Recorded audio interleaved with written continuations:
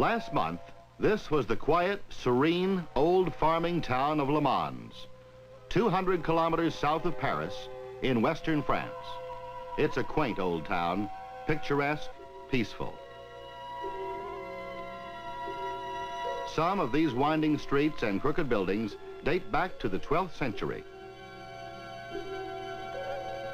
For 11 months of the year, Le Mans seems to drowse in the shadows of history.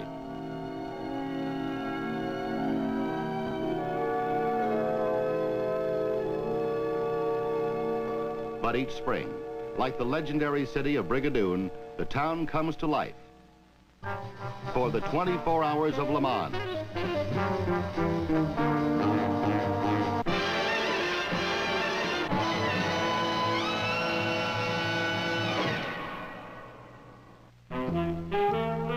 What makes this race so tough? This is the course. At 4 o'clock Saturday afternoon, 52 cars take off from the pits out onto one of the most noted tracks in the racing world. 8 miles of pure torture on cars and drivers.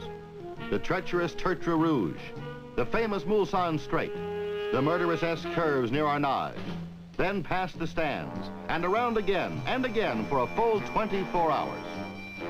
Here is the Tertre Rouge turn before the race, a public road with ordinary traffic. Blocked off for the race, it becomes La Ronde Infernale, the infernal turn. On the morning of the big event, the crowd begins to fill the stands and line the curves and straightaways of the 8-mile course. 250,000 people will watch the spectacle. Before the race, each car is honed to a peak of mechanical perfection.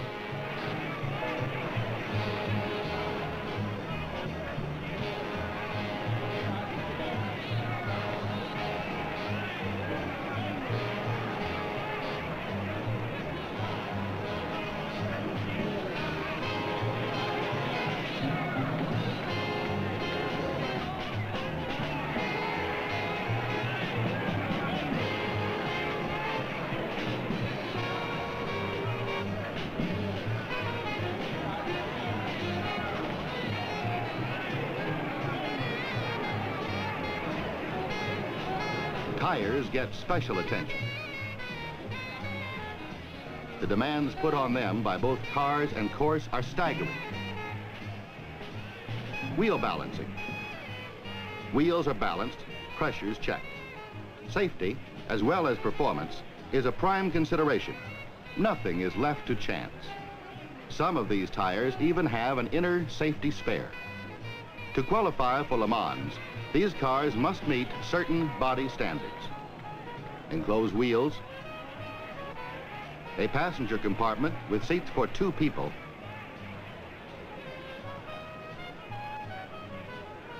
a separate spare tire compartment. The drivers of each car have had 2 days to practice on the course.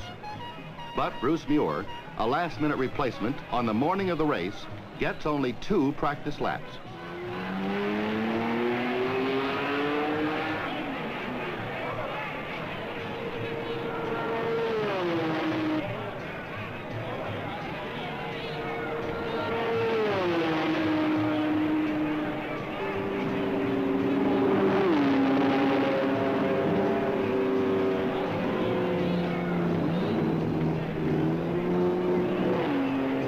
Tension grows as the opening ceremonies begin.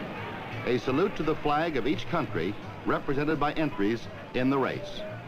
Italy, France, Great Britain, Canada, Switzerland, the United States, Germany, Belgium.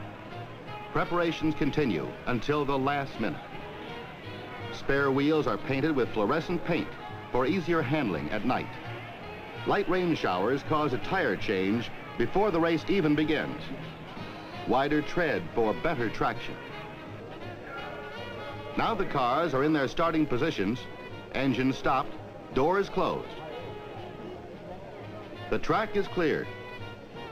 Drivers are in place across the track from their cars.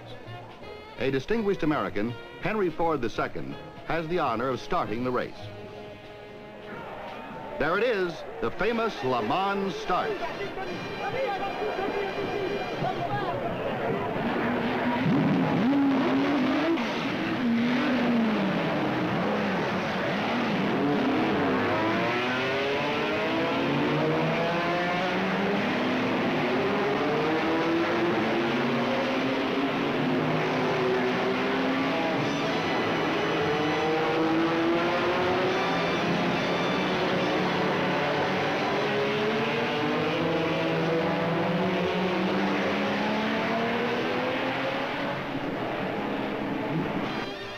Don't let the camera fool you.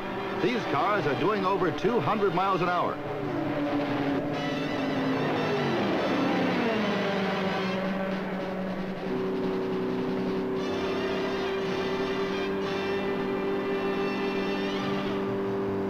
They pass in review at 145 miles an hour.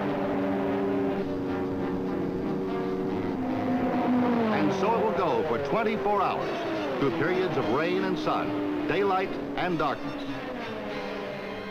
The first 24-hour race at Le Mans took place in 1923.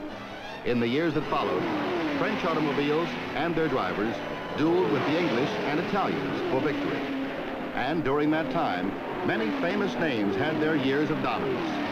Bentley, Alfa Romeo, Bugatti, Jaguar, Mercedes-Benz, Aston Martin.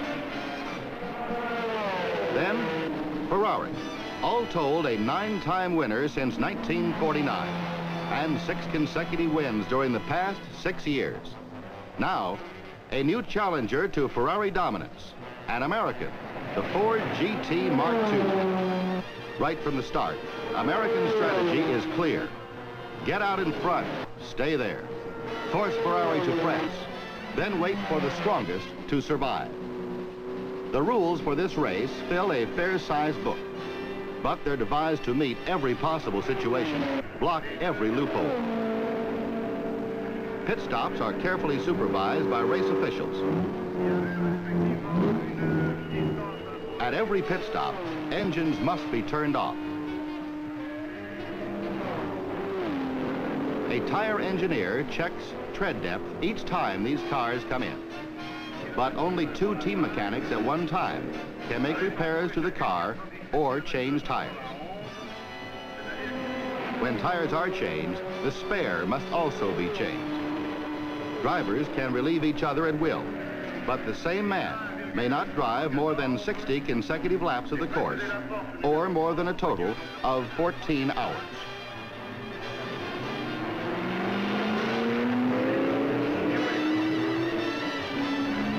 The duel between Ford and Ferrari continues. Pit stops are made at regular intervals, gas tanks filled, and sealed by a race official. Oil and water changed every 25 laps.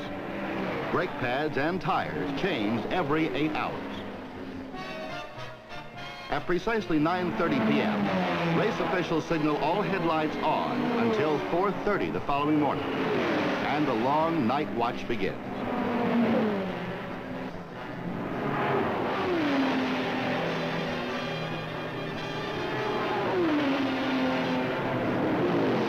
Most of the spectators will not leave the track area during the entire 24 hours.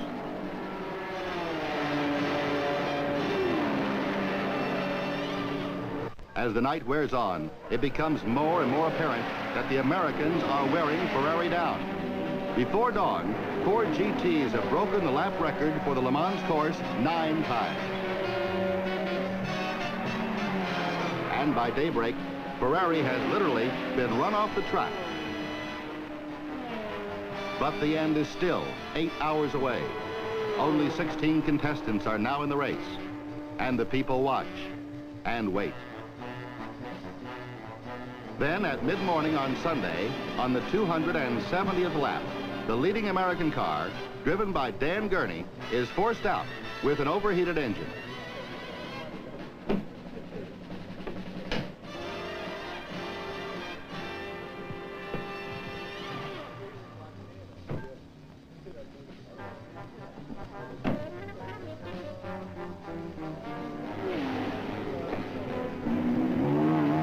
But 3 American cars still remain. Miles home, McLaren Amon, Buckton Hutchison. All are well ahead of the second place German Porsches and third place French Alpines.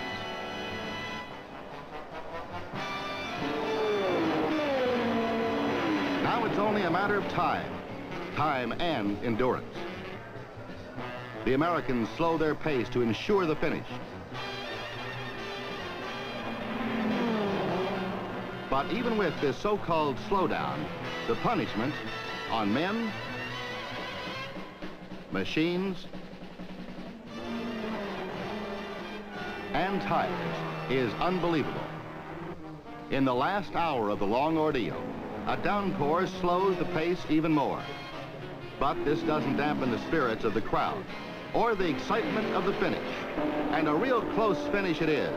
The American cars come in 1, 2, 3, with cars number 1 and number 2 in a deliberate dead heat.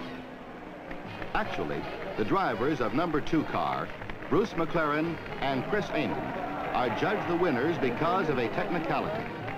Their car started 10 meters behind number 1, Ken Miles and Dennis Holm.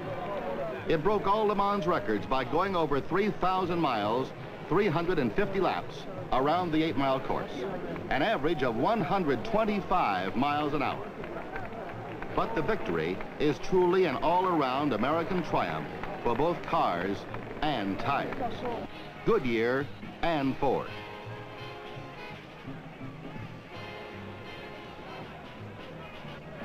For Bruce McLaren, anchorman of the winning team, it's been an unforgettable 24 hours. But a heartbreaker for Ken Miles on the left and Dennis Holm. An obscure rule gives Le Mans to McLaren and Amon. Actually, this is a team victory for all the winning drivers, mechanics, tire engineers, all the men behind the scenes.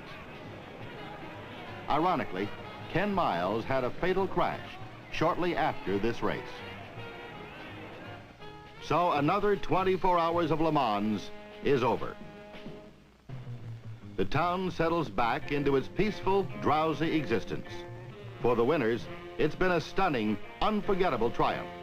For the losers, well, as they say on the racetrack, wait until next year, when Le Mans once again comes to life for the world's toughest, most famous auto race.